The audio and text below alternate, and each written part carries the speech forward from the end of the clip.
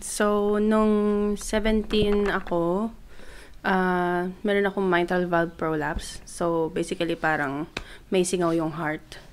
And hindi nagko-close yung certain valve.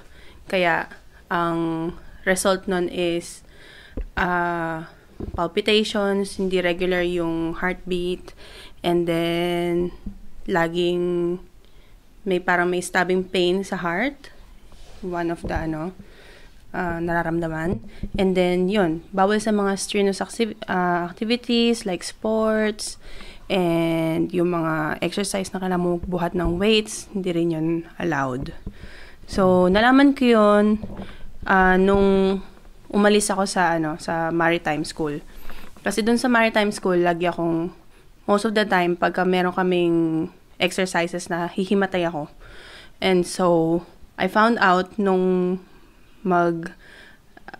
parang may physical examination sa Lasal, I found out na dun nga, sa x-ray nila, meron sila nakitang something dun sa heart. And that's the time na nirefer nila ako dun sa cardiologist. So, dun siya nalaman. Okay, so balikan lang natin. Sabi mo, dun sa Maritime School, nahihimatay ka, di ba? So, ano yung example ng activity na nahimatay ka at ilang beses yun nangyari? So, usually, nung pumunta si Enrile, parang graduation siya ng upper class. Pumunta si Enrile and then, syempre, ang tagal ng speech niya. And then, yun na, parang nafe-feel dizzy na ako kasi matagal kang naka-stand still dun sa initan. And then, isa yon. Tapos, pangalawa is, nung meron lang kaming parang mass exercise. So, basically, it's very strenuous exercises like mag-jumping jacks ka, hawak mo yung rifle, totoo siyang rifle, na hawak mo, yon, mag-jumping jacks kayo. Hindi lang siya 10, 20, 500 jumping jacks. So, yun yung pinakamababang bilang na exercise namin, laging 500, yun yung minimum count. So, dun pala makita niyo na kung gano'n siya nakakapagod. So, yun yung mga sample. Oo. Nahimatay ako. How active were you nung ikaw ay, say, high school? So, yun. Nung high school ako, varsity player ako ng volleyball and ng basketball. Talagang, I love sports. Especially yung mga tumatakbo, ganyan. Actually, nung papasok ako sa Lasal, nagpaalam ako dun kay Dr. C, yung cardiologist ko sa Pilipinas. Sabi sa kanya, gusto kong sumali sa soccer team. Pero yun nga, sabi niya, hindi pwede, ganyan, kasi mapapagod, lalaki yung singaw. So, yun yung iniingatan kung bakit hindi ako pwedeng maging ganun. To the point na hindi daw ako pwedeng kumain hindi naman hindi pwede, pero i-avoid ko daw kumain ng mga meats na makolesterol, yun. So, I end up being, vegetarian. Yeah. Okay. So, pwede mong i-describe sa amin kung kung ano yung sakit na yun, like in layman's term maybe, like maintindihan namin. Okay, so yung na-diagnose sa akin is congenital heart disease, and hindi mo siya makikita ng pagbata ka pa. Parang between that age, 17 and up, doon mo siya parang makikita. So, pinanganak na pala akong may ganon. And yun nga, so meron siyang singaw, yung heart ko meron siyang singaw. Bawal magulat, bawal yung extreme emotions, yung mga ganyan. Kasi yun yung pinaprotektahan. Yung lumaki yung singaw o yung butas. Yes, kaya nga po nung naalala ko, nung nag-propose ako kay Lay, sinabi ko sa kanya na, ito yung month na magpo-propose ako. Kasi nga, sinabi din sa akin ng nanay niya noon, at sinabi niya rin naman sa akin na bawal nga siya ma-surprise. Kaya pinigilan namin yung mga activities na masu-surprise siya. Aside from that pala, uminom din ako ng gamot. Yun. So, yung gamot na yun is para maging normal yung heartbeat ko. Kasi yung heartbeat ko is mabilis. Okay. So, parang maintenance medicine siya. Alright. Ibig sabihin, yung hospital na ito, yung doctor na ito is specialist ng heart. Yes. And he also works sa St. Luke's. Yun. So, ilang beses ka nagkaroon ng, let's say, certificate na yun talaga yung condition mo? Madami. Madami. Oh, madami. Then, I can't count. So, ibig sabihin, may copy ka pa nung certificates, no?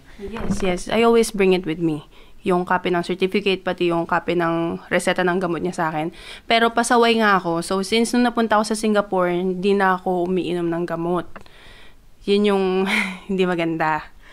So, si nanay, lagi siyang worried kasi nga, alam niya na hindi ako umiinom ng gamot. So, yun. So, after nung pagdating namin dito, so nakalimutan ko na yung pag-inom ng gamot, and then Eric is always telling me na I am healed, na healed na ako, hindi mo na kailangan niyang gamot, yung ganyan. So, nung pagdating namin dito sa New Zealand... Pero teka, paputol kita, babe. Kahit na sinasabi ko yun, at kahit na alam natin na hindi ka na uminom ng gamot, we are still, hindi pa rin natatanggal sa isip natin na meron ka pa rin ng sakit, di ba? Yes, I mean, meron pa rin ako nararamdaman. From time to time, may nararamdaman ako na parang masakit sa heart ko. Like, example, mag-exercise kami ni Eric. Maglalakad lang kami noon, pero may nararamdaman, sabihin ko sa kanya, saglit lang. Kasi may nararamdaman ako. Yung ganyan. So, very limited lang din yung paggalaw ko because of that. Okay, and now we are jumping to what the Lord has done. We were already healed dahil sa ginawa ni Lord sa cross, and it's just us drawing from that well of the truth that we were already healed, and we've seen it manifested sa life namin. So, yun nga. So, 17 ako, na-diagnose ako na meron akong congenital heart disease. And then, fast forward, na ako ngayon, 33 years old. So, kalimutan ko lang kung anong month ako pumunta ng doctor. But just this year, it's just this year. Actually, that's August. August this year, yes. 2025. August 2025. So, a few months ago. So, yun. Pag kasi nandito ka sa New Zealand, kailangan meron kang GP. So, parang general practitioner. Yun ang tawag nila. So, yun yung ginawa namin. Naghanap kami ni Eric ng GP na magiging assigned sa amin. So, all throughout ng mga gagawin sa amin, dadaan dun sa GP na yon. So, parang siya yung tinatawag nilang family doctor. Parang ganyan. So, yun. Nung kinanong nung GP sa akin kung may history ba ako ng mga ganyan, ganito. So, kinuwento ko sa kanya yung tungkol dun sa heart ko. Which is, noong una pa nga, gusto kong itago sa kanya. Like, ayokong nang sabihin. Kasi nga parang feeling ko sa akin, ay okay na ako. Parang I'm healed na. Pero parang may inner thoughts na nagsasabi sa akin na I have to be honest and I have to say it. So, sinabi ko dun sa GP namin yung about dun. And then, yun nga, we decided, pinahiga niya ako dun sa bed niya. And then, what's that? And then, sorry, na-distract ako, babe. Okay. Pinahiga niya ako dun sa kanyang bed, and then, pinakinggan niya yung sa heart ko. And then, sabi niya sa akin, yes, meron ka ngang murmur. Meron nga siyang naririnig. Yun ang sabi niya. So, sabi niya, gusto niyang magpa-2D echo ako ulit. So, umuwi na kami. Sabi ko kay Eric, pupunta pa ba ako dun sa 2D echo? Parang ayoko nang pumunta sa 2D echo. Tas, yun nga, one reason is, sabi ko, magsasayang tayo ng pera doon, ang mahal-mahal, yung parang ganyan. So, sabi ko, parang gusto ko na lang intayin na umuwi sa Pilipinas at doon na lang gawin.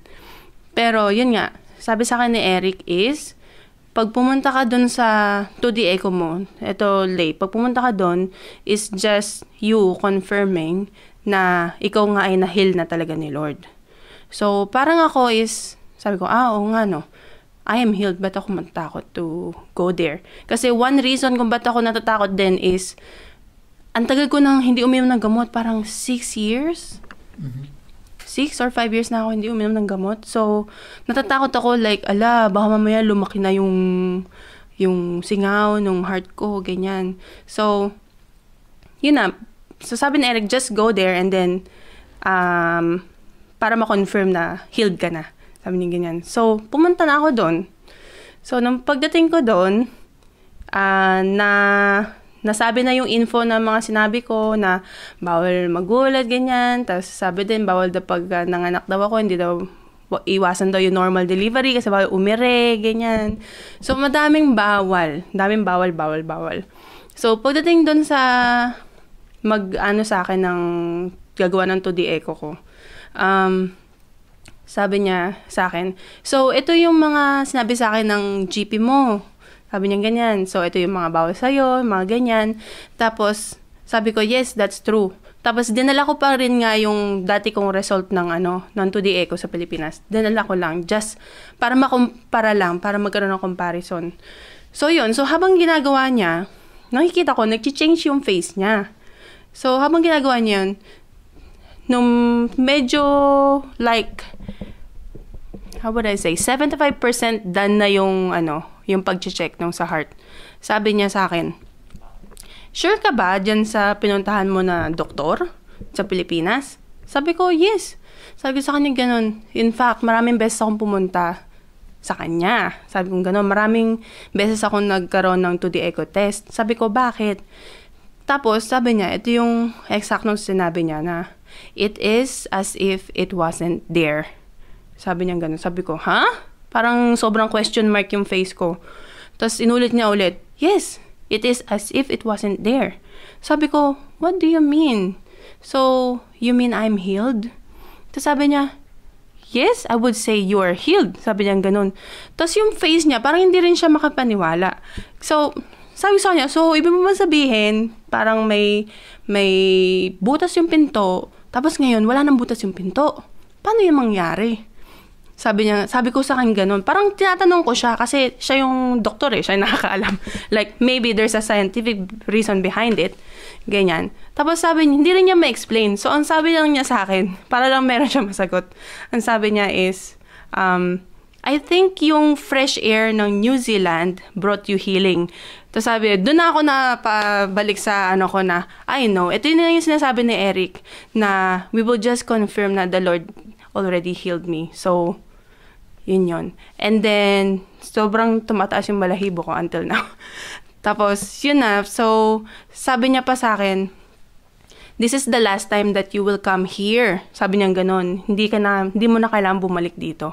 Yun ang sabi niya. We just want to thank the Lord for that healing. Alam niyo po, what we did was we just took the word of God. And the word said, if you speak to this mountain, it will move if you believe in with all your heart. So we didn't get to talk to God about her situation, about her heart, but I actually spoke to her heart many times, and for many times I actually laid hands on it.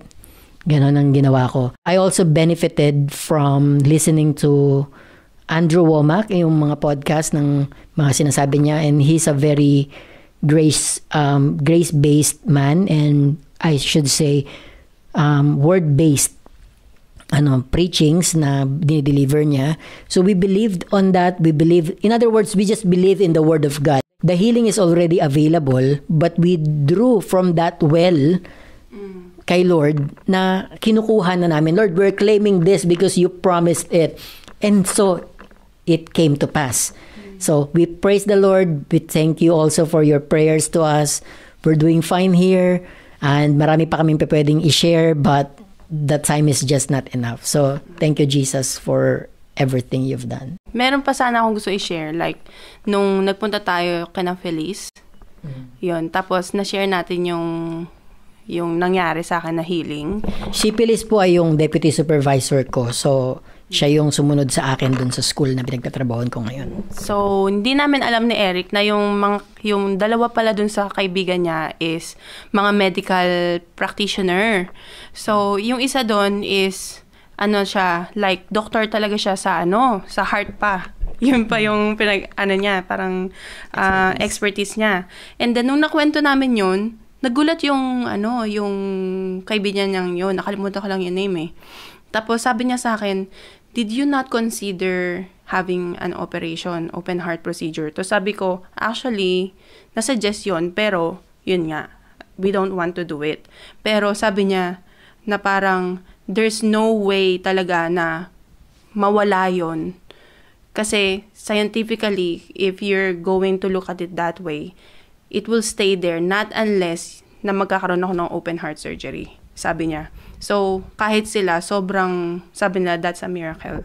Yes. So, I just want you to know, sila Feliz po ay one step ano na lang, one step away na lang from being nuns. Sila yung magmamadre.